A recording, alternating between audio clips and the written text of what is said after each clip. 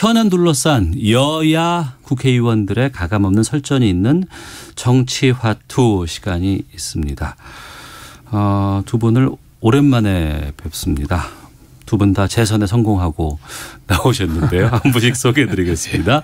먼저 더불어민주당의 박영진 의원 나오셨습니다. 어서 오세요. 안녕하세요. 서울 강북구에서 재선했습니다. 박영진입니다. 반갑습니다. 예. 그리고 정치화투 초반에 저희가 모셨었는데 오랜만에 왔습니다. 미래통합당의 박성중 의원 나오셨습니다. 예. 안녕하십니까? 서울 서초구의 박성중 의원입니다. 예. 재선하시면 기분 좋으시죠, 두 분 다? 초선 때만큼은 못해요. 아, 그래요? 초선 때는 진짜 하늘을 날아갈 것 같았는데 저는 그랬어요. 예. 그랬는데 그래서 사실은 뭐 덤벙덤벙 이렇게 했다는 느낌인데요. 재선되고 나니까 뭘 해야 되나를 좀 차분하게 고민하고 준비하고 하게 되는 것 같아요. 좀 사람이 조금 진중해졌다고 그래야 되나. 책임감을 됐다는 것에 대한 기쁨도 초선 때는 있었지만 지금은 한번 해봤기 때문에 그 다음을 준비하는 것까지 생각하고 계시는군요. 책임감이 훨씬 더 커졌고요. 네. 게다가 저희 당이 압승이라는 걸 했잖아요. 이 네. 선거라고 하는 건 이길 때는 좋은데 그 뒤에 해일처럼 밀려오는 책임감이라고 하는 게 큰데 네. 저도 개인적으로 재선되고 나니까 그렇고요. 더불어민주당도 전체적으로 177석. 아이고야. 그거 아무도 못 해봤던 일인데 국민들이 짐을 주신 거거든요. 잘 좀 짊어지고 강을 건너야 되겠구나 하는 생각 중입니다. 네. 박성중 의원께서도. 참 무거운 책임감을 많이 느낍니다. 예. 서울에 국회의원이 49명이 있습니다. 네. 그중에 저희 당이 지금 8명 됐습니다. 그중에 한 명이니까 굉장히 어렵고 또 재선은 제 혼자이기 때문에 그러네요. 예, 서울에 혼자입니다. 예. 더 큰 책임을 느끼고 또 열심히 하겠다. 예. 또 선택해 주신 주민들을 위해서 더 큰 일을 하겠다 이런 말씀 드리고 싶고요. 예. 최선을 다하겠습니다. 알겠습니다. 공교롭게도 두 분 다 박씨세요. 그래서 양박. 오늘 대박 토론. 자주 만듭니다. 잘 모시겠습니다. 기대해 보도록 하겠습니다. 정치 현안들에 대해서 좀 다양한 의견 좀 듣고자 하는데요. 먼저 취임 3주년을 맞은 문재인 대통령의 대국민 연설이 지난 일요일 날 있었습니다. 두 분 평가부터 좀 듣겠습니다. 박영진 의원부터. 예, 3년 차 대통령 그러니까 탄핵으로 인해서 생겨난 보궐선거인데도 불구하고 그래서 인수위도 없는 준비할 시간도 짧았던 그렇게 해서 정말 밀려오는 일들 처리하느라고 바빴던 3년을 지나는데 이 3년 시기에 또 코로나 국난의 가장 한가운데 있는 상황 아니었습니까? 예. 대통령께서 그 와중에 당연히 코로나와 관련된 긴장을 놓치지 말아야 될 것 그리고 정부가 해야 될 일 또 국민들에게 당부할 일들을 잘 나눠서 말씀 주신 것 같고요. 특히나 그동안 이렇게 우리 사회에 필요한 거 아니냐라고 조심스럽게 일각에서 제기돼 왔었던 전 국민이라고 그러는 건 좀 그렇고요. 모든 취업자의 고용보험과 관련된 것을 준비하겠다. 네. 현실화시키겠다라고 하는 말씀을 주셔서 그와 관련해서 이전과는 다른 대한민국, 이전과는 다른 정부의 대처들을 하나하나 준비하고 있구나라고 하는 걸 느낄 수 있었고요. 방역과 관련해서도 정말 제3 대통령도 당부를 하고 우리 정부가 계속해서 얘기를 하고 있는 것처럼 우리 국민들도 어떻게 보면 끝나지 않는 전쟁이라고 얘기했거든요. 이 전쟁의 최우승자가 되기 위한 노력을 같이 기울여 주시길 당부드립니다. 네. 박성중 의원께서도 총평해 주시죠. 제가 여러 방송에 나가면 대통령에 대해서 굉장히 비판적인 말을 많이 했습니다. 예, 좋습니다. 오늘은 좀 긍정적인 말을 좀 하고 싶습니다. 예. 감사합니다. 오랜만에 대통령께서 위기 인식을 제대로 하고 계시다. 그런 느낌을 받았습니다. 예. 제가 야당이지만은 그렇게 평가하고 싶고 또 거기에 대한 극복의 어떤 노력, 극복의 의지 이런 걸 표출했다. 이렇게 긍정적 평가를 하고 싶습니다. 예. 특히 위기라는 말을 제가 대통령 연설을 쭉 보니까 15번을 썼더라고요. 그래서 굉장히 위기의식을 많이 느끼고 있다. 예. 특히 그중에 끝날 때까지 끝난 것이 아니다. It ain't over till it's over. 미국의 유명한 어떤 야구 감독. 뉴욕 매체 감독 요기메라는 감독이 쓴 유명한 말인데요. 끝날 때까지 끝난 게 아니다 해서 하여튼 끝까지 한번 해보고 싶다는 그런 의지를 표현한 거는 굉장히 좋다고 보고요. 또 여러 가지 위기 극복 방안에 대해서도 포스트 코로나 시대의 어떤 여러 가지 대처 또 두 번째는 방금 이야기도 했습니다만 전 국민 고용보험 시대의 어떤 단계적 확대. 네. 또 거기에 따른 국민 취업 지원 제도. 그리고 세 번째는 한국형 그 뉴딜. 그리고 또 국제협력.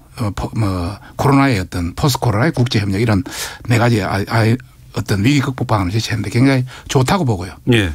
다만 이제 그 여러 가지 측면에서 본다면은 정부가 3년 전에 2007년도에 이미 정부 혁신 방안 여러 가지 방안을 제시를 했습니다. 2017년이요? 2017년에 예. 정부 혁신 성장 계획을 해가지고 2017년 12월 말에 이제 그때 제시를 했는데 그때 13가지의 여러 가지 어떤 분야에 하겠다는 게 이번에 그런 어떤 재판적인 어떤 요소들이 많이 있다. 아, 중복됐다. 예.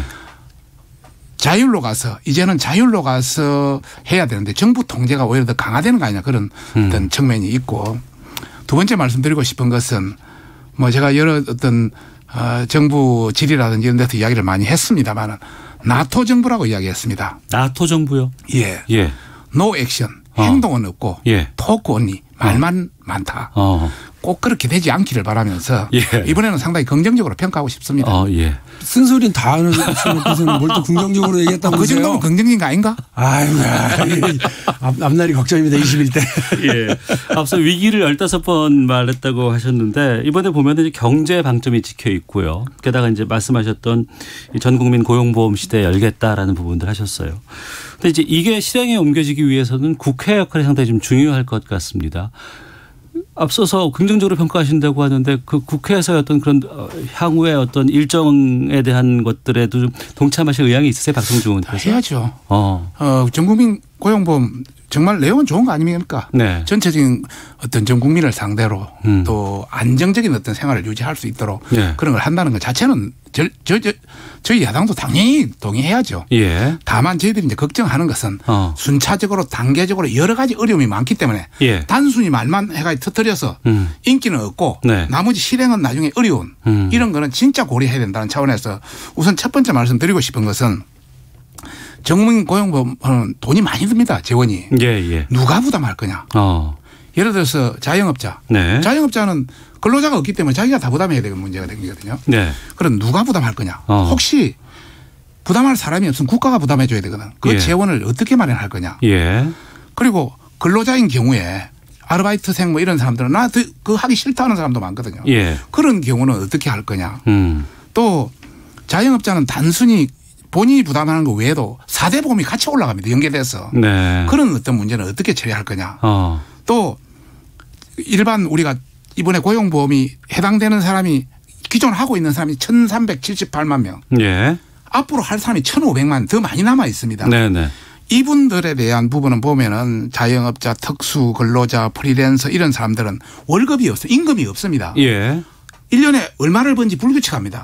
그 기준을 어디다 둘 거냐 이런 여러 가지 복잡한 것이 많습니다. 그래서 서두르지 말고 차근차근히 국회에서 정말 논의해서 그 전 국민에게 또 국가에 이익이 되는 방향으로 저희들이 한다면 저희들도 적극 찬동해야죠. 하겠다고는 하시는데 여러 가지 제약사항들이 많고 재원 문제라든가 어려움들이 많이 있다고 말씀해 주셨거든요. 박용진 의원께서도. 아니 저 야당에서 지적하시는 말씀 다 맞고요. 그런 거 논의하지 않고 피해갈 방법도 없습니다. 당연히 누가 이걸 부담을 할 것인지 어떻게 설계를 할 것인지 그리고 언제부터 진행할 것인지에 대한 고민이 탄탄하게 진행이 되고 사회적 합의를 이뤄내는 과정이 있고 그것이 최종적으로 법안으로 통과되어야 되기 때문에요. 국회 협조가 되게 중요합니다. 그래서 야당에서는 갖고 와봐라 이건 안 된다 이렇게 얘기하지 마시고 초반부터 이러저러한 의견들을 제출해 주셔서 아예 기초 구상 단계에서부터 초동 논의 단계에서부터 같이 좀 진행을 했으면 좋겠어요. 그렇게 해서 하나하나 차근차근히 진행하면 될 것 같고요. 이번에 고용보험 확대는 했습니다. 그 대상이 이제 예술인 중심으로 이렇게 되어 있는데 특수고용직이 한 280만 되나요? 그분들은 너무 숫자가 광범하고 규정을 어떻게 할 건지 법적 규정도 아직 정확하지 않아요. 이분들이 노동자인지 아닌지를 정확하게 안 하고 있기 때문에 그 단계를 어떻게 할 건지 그리고 그다음 넘어가면 이제 자영업자는 또 어떻게 포함시켜낼 건지가 대단히 복잡한 일입니다. 그러나 여러분 대한민국의 그 이번에 이 강력한 파워를 보여줬죠. 국민건강보험이라고 하는 제도요. 첫 도입은 박정희 대통령이 한 겁니다. 네. 그리고 이것이 그 탄탄하게 전개되는 과정에서 또 김대중 대통령이 전 국민 대상으로 확대시켰습니다. 박정희 대통령이 도입할 때도 어마어마한 반대 그리고 재정적인 부담.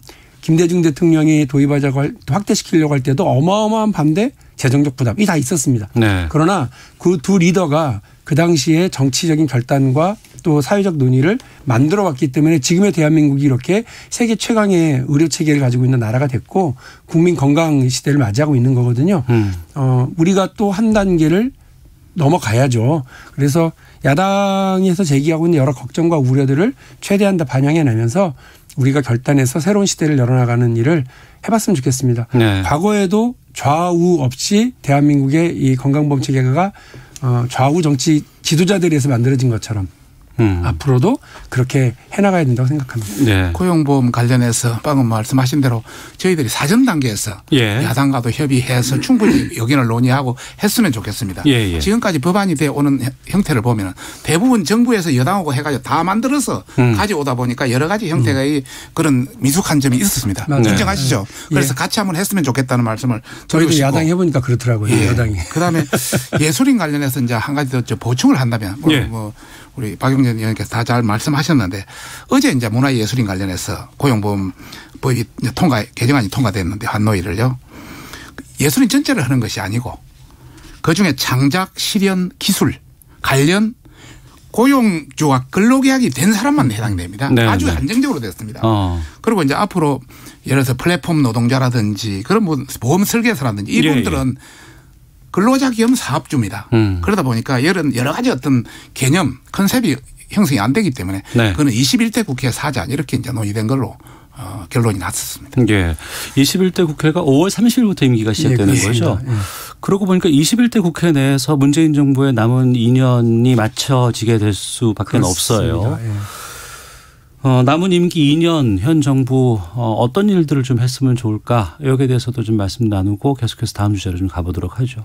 저는 대통령이 그동안 우리 정부가 하려고 하는 일들을 야당 때문에 못했다 이런 얘기들 국민들 앞에 많이 하소연했거든요. 그러니까 야당의 반대 때문에 제 개인적으로는 유치원 3법 그거 아주 상식적인 거 하는데도 1년 4개월 걸린 게 정말 개인적으로 트라우마예요. 네. 우리 국회가 이거밖에 못하나 하는 생각도 있고.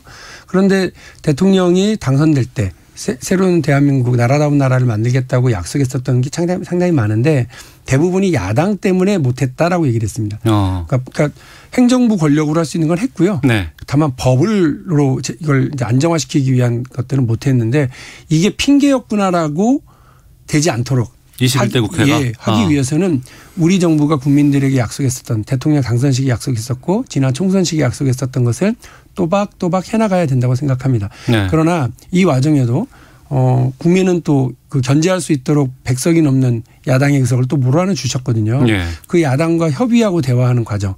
그러니까 솔직히 먼저 터놓고 얘기를 하면 다 준비해놓고 도장 찍어 이렇게 얘기하면 그게 야당이 아니라 누구라도 싫거든요. 그런데 예. 박성준 의원님 말씀하신 것처럼 그 구상 단계에서부터 사실은 그러면 각 관계 부처들 관료들이 좀 피곤하긴 할 거예요.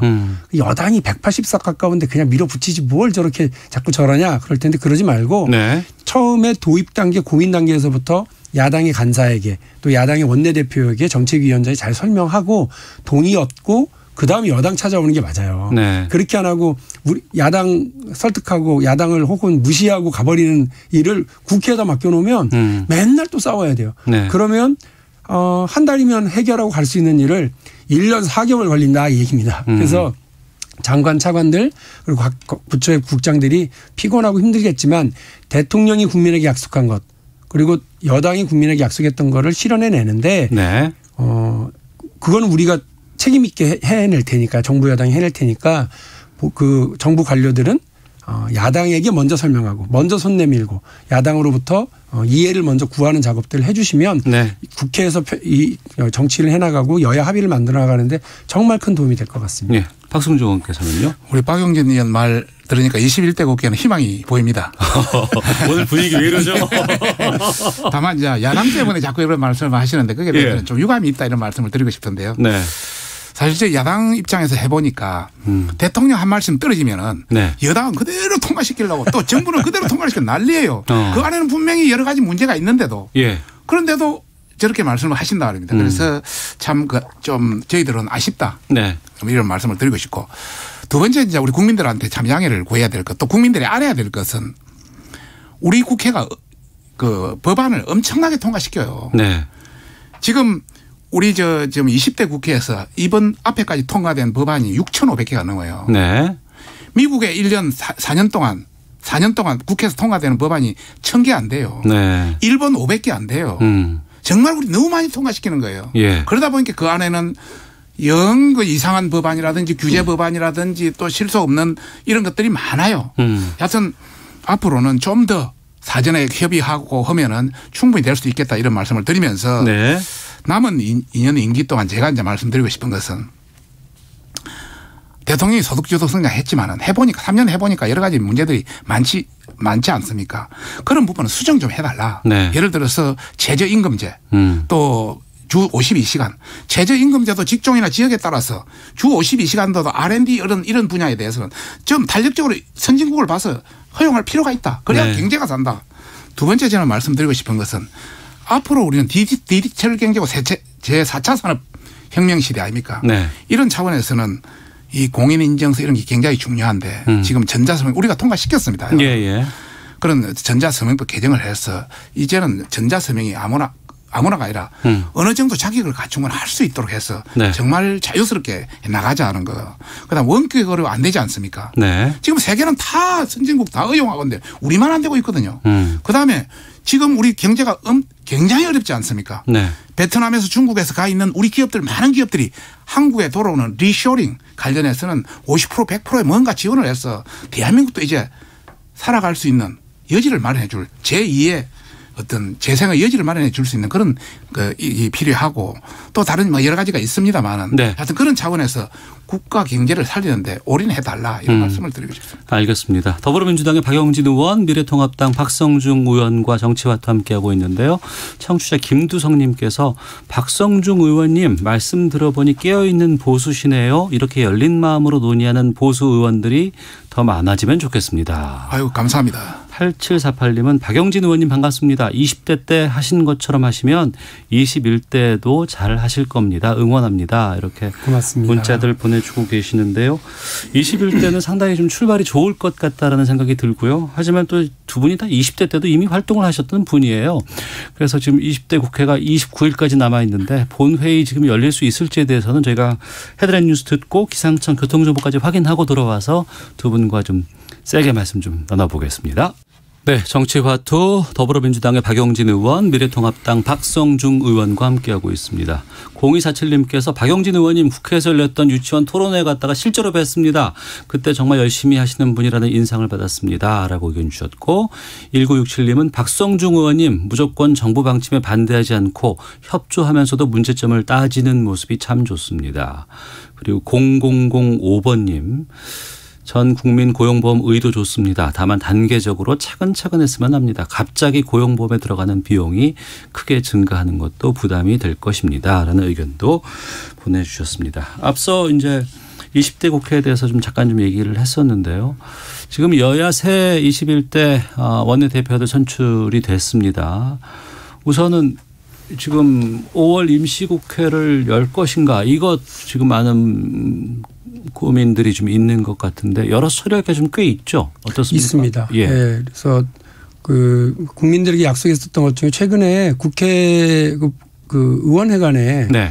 점거를 들어와서요. 뭐 소방서에서 출동하고 난리도 아니었습니다. 그 밑에 그 안전 매트리스 깔리고 그래가지고. 예. 그게 뭐였느냐면 과거사법과 관련해서 형제복지원과 관련된 피해자들에 대한 그 진상조사와 피해자들에 대한 복구 이런 그 지원 문제에 대한 논의를 지난 4년 내내 했는데 국회가 거의 막바지에 와가지고 못할까 봐서 못할 수도 있다고 생각이 되니까 그분들이 국회가 이걸 처리하고 넘어가라 이거였거든요. 이번에 통합당의 김무성 의원이 협조를 많이 해 주셨다고 들었어요. 김무성 의원이 그런 거 잘하세요. 그래서 이렇게 타협안 잘 조정하고 예전에 제 기억에 그 철도노조가 파업했을 때 박근혜 정부 시절인데요. 네네. 그때 청와대 쪽에서는 이번에 아예 뿌리를 뽑자. 언제까지 저게 끌려다니냐 이러면서 상당히 강경책으로 일변했는데 김무성 의원이 그때 중재를 해가지고 네. 원만하게 잘 끝났어요. 그러니까 원만했다고 해도 노동자들 쪽에 피해가 크긴 했지만 네. 그럼에도 그때 그런 노력을 하신 걸 보고 제가 좀 저분하고 좀 눈여겨봤는데 이번에도 또 그렇게 다음 국회에 진출 안 하시면서도 하셔서 되게 고맙게 생각하고요. 어쨌든 여야가 잘 협의를 해서 이번에 그것부터 또 다뤄야 되지 않습니까? 네. 국민들에게 약속했으니까 그런 사안들 엠번방 관련해서도 미진한 부분들이 아직 있어서 예. 관련한 법안들 개정안이 있으니까 해야 합니다. 할 것 같고요. 지난번에 예. 잠깐 국민 여러분 보셨던 모여서 저거 그냥 무산되고 본회의가 무산되고 그냥 가네? 그거는 여야 합의가 안 돼 있는 사안이었어요. 헌법 개정과 관련된 건이어서 그래서 이번에는 무난하게 합의하에 진행되지 않을까 싶습니다. 그 부분인데 4173님께서 20대 국회의원 임기 끝내기 전에 처리하지 못한 법안 최대한 처리하길 바랍니다. 세상 누구도 퇴사할 때 이렇게 하던 일 마무리 안 하고 떠나진 않습니다라고 의견 주셨는데 박성중 의원 말씀해 주시죠. 부담을 많이 느끼죠. 이제 20대 국회가 15일 남았습니다. 예, 예. 너무 욕심내도 안 됩니다. 그래서 합의된 것, 그동안 합의된 거, 네. 또 시급한 거, 또 쟁점이 없는 거, 네. 뭐 이런 거는 거의 통과시켜야 되지 않겠습니까? 예. 그게 저도 뭐 반대는 전혀 없습니다. 다만 이제 제가 그 가방이기 때문에 N번방 관련해서 간단히 말씀드리면은 이미 우리 상임위는 통과했습니다. 본회의만 남아 있는데요. 정보통신사업자 예를 들자면 KT, LG, SKT 뭐 이런 경우는 정보통신사업자 불법 그 어떤 그 유통물 에 대해서는 매년 그 투명성 보고서를 정부에 제출하도록 해서 일단은 정보통신 사업자도 관심을 가져라. 네. 법으로 를 했고요. 그다음 부가통신 사업자 예를 들어서 네이버라든지 다음 이런 부가통신 사업자도 삭제라든지 또 접속 차단이라든지 이런 조치를 해라 해가지고 그거는 그 정보통신 사업법이라고 해가지고 또 그걸 했고요.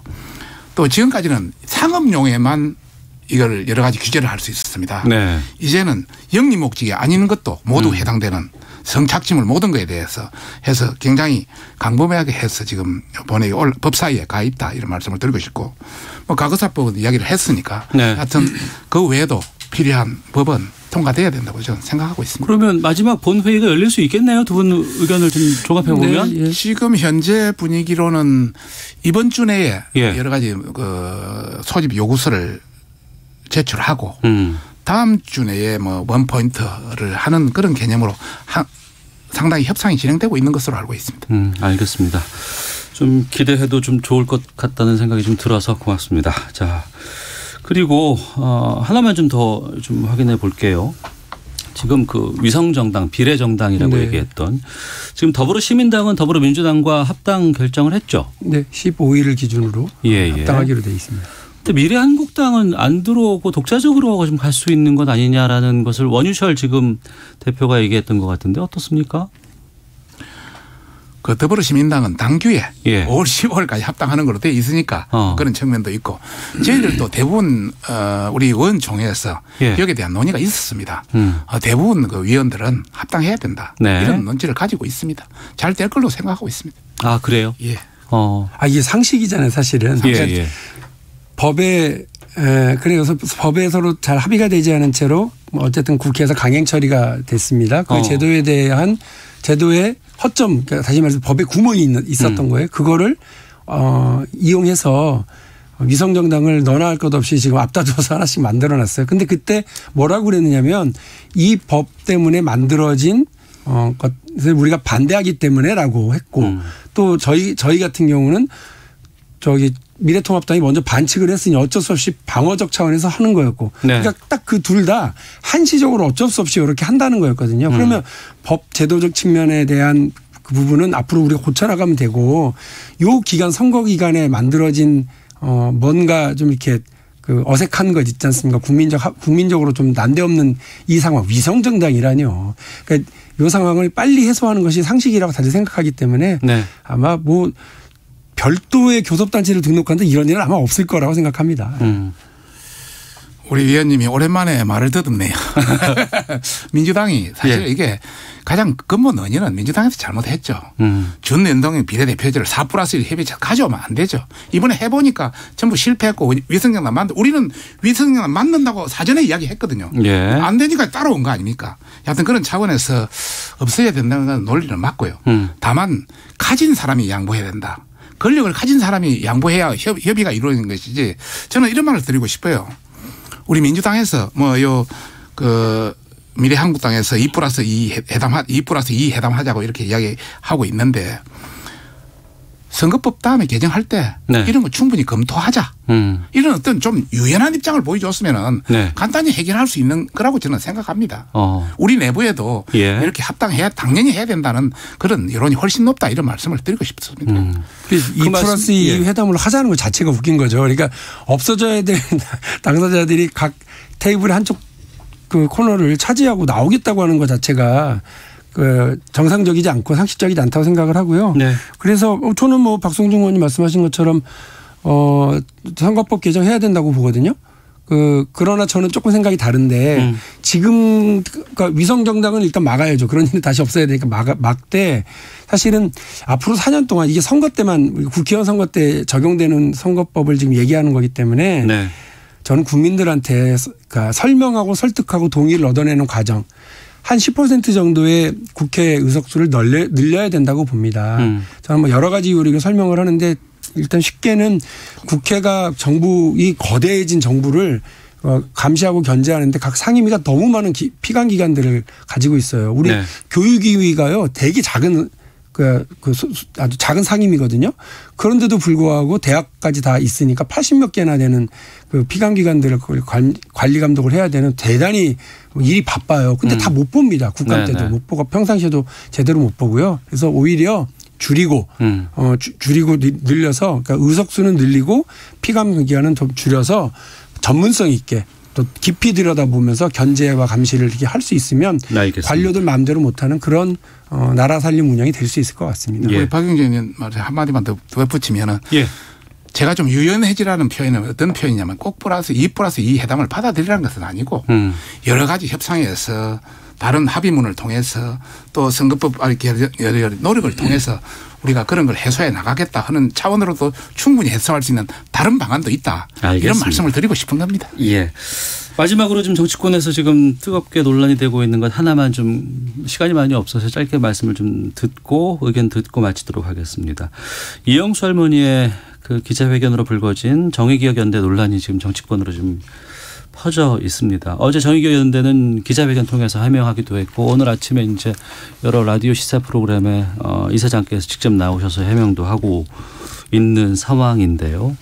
두 분이 보시기에는 좀 어떤 부분들이 좀 명확하게 밝혀져야 한다고 보시고 또 어떤 문제들이 좀 있었는지에 대해서 좀 의견을 듣겠습니다. 박성중 의원께서 먼저 말씀해 주시죠. 제가 먼저 말씀하겠습니다.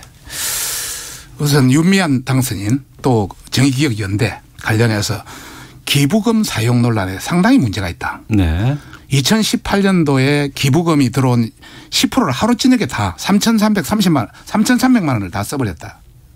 그리고 실제는 430만 원 결제고 2,900만 원 어디에 세버렸다. 이게 상당히 문제가 있는 거죠. 그다음 오늘 아침에 동아일보에 보니까 한 상조회사에 1,170만 원으로 사용한 걸로 돼 있는데 전혀 한 푼도 받은 적이 없다고 상조회사가 밝히고 있습니다.